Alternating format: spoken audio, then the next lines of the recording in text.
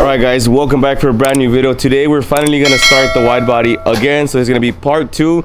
If y'all didn't see last video, we were about to start the wide body. We had started taping everything up just like right now. And all of a sudden when we opened our reciprocal saw, the metal cutting saw, it was used. So as you can tell, we already started again once with the template.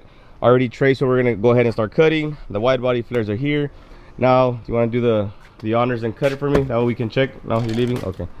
Last time, good thing we had the surveillance camera and we were able to show the manager from the store that we had just opened it. But now I'm actually gonna record this time.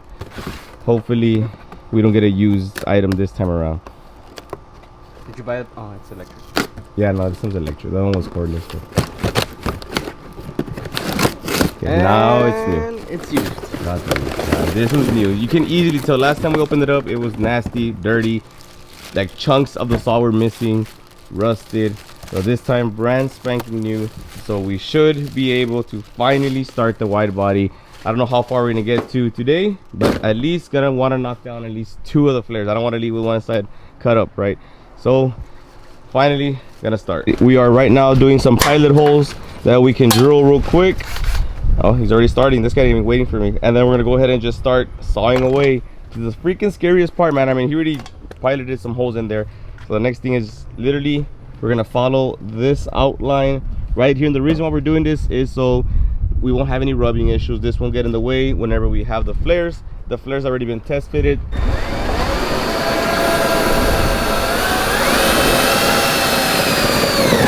I'm scared. This is horrible.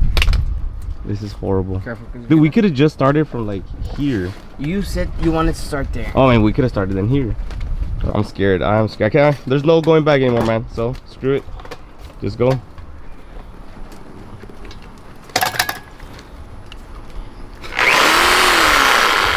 I want to try next. Other way. Which way are you gonna go? That way, aren't you? I'm gonna go down. Oh. All right, take like 20 because this guy never found the right spot to try it.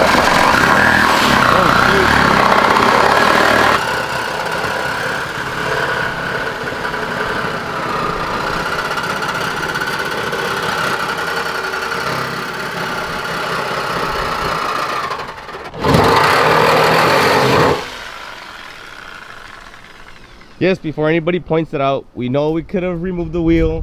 We know we could have removed the wheel liner under it. So I do recommend, if you guys are gonna do this wide body, do that. All right, we're just lazy right now, and we just we don't want to go ahead and start taking the wheel off, lifting the car. I gotta put it on some like platforms because even his jack, it's what is it, the low profile jack can't even get under it. So it's just the whole hassle, and we're like, you know what, screw it, we're gonna do it without it.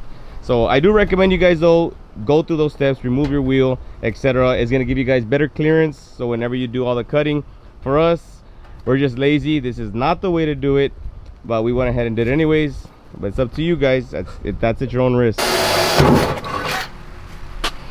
It's crazy how a while ago I was talking how it hasn't rained in forever, and all of a sudden like it's kind of pouring, and it's just one damn cloud like that's above us.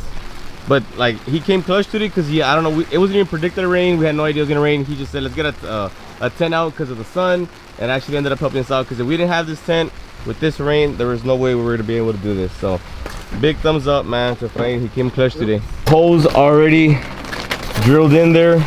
Moment of truth. I'm gonna go ahead and start taking off all the tape, the masking tape, that way we can. Okay, this was me. I messed up. Of course it wouldn't be a clean job without doing this. That was me. Disregard that. But holes are there from this distance. Looks nice. Doesn't Don't matter. try making holes with a broken drill bit. Okay, there you go. I think the flare's gonna cover it up. Hopefully, yeah, it should. I think. Shoot. Oh crap! It might not. I hope it might a bit. Anyways, so we're gonna go ahead and put the flare over it. We got the rivet gun. Just gonna start riveting every single one of those nuts in there, and the flare should be on permanently. Next thing is doing the other side. I already got the spacers, so after that, we should be good to go. Yeah. Let it go a little bit. Oh, okay, I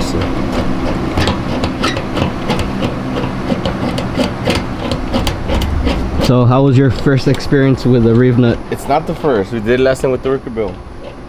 With a what? With the wicker bill. Oh, yeah. My brother's This is the second time I'm doing it, but I honestly forgot how to do this. It's been a while. It's still loose. It's still loose?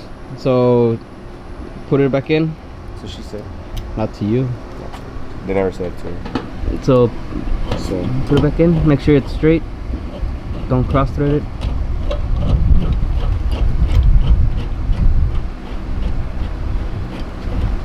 I don't know when to stop though. Like when I'm close to it or what? Let it go. I squish it? Just squish it like very. Yeah. Too much. So now when it starts unscrewing? Unscrew it.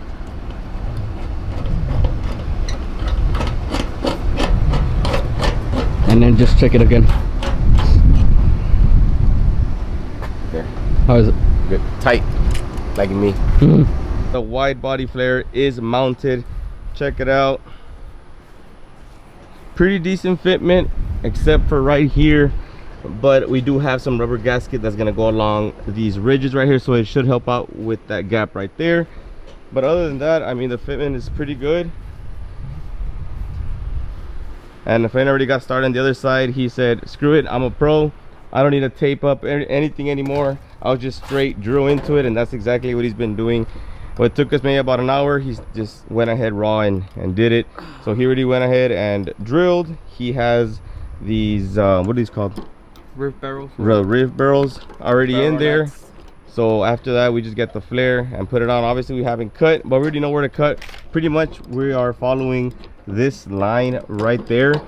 And so we don't need to tape up or mask or trace anything anymore. We pretty much already got the hang of it from the other side. But this side is done. And look kind of weird for a little bit, especially since it's not painted. Once it's painted, it'll look like one piece and it'll look a lot better. What? Look like my hood. Yeah, look, I'm matching with a frame. Frame has a white hood right now. I'm painted. It looks pretty good. It is 2 inches. So I do have the spacers ready when all this is set up to go. The passenger side is finally on, guys. So now we got both front passenger and driver side.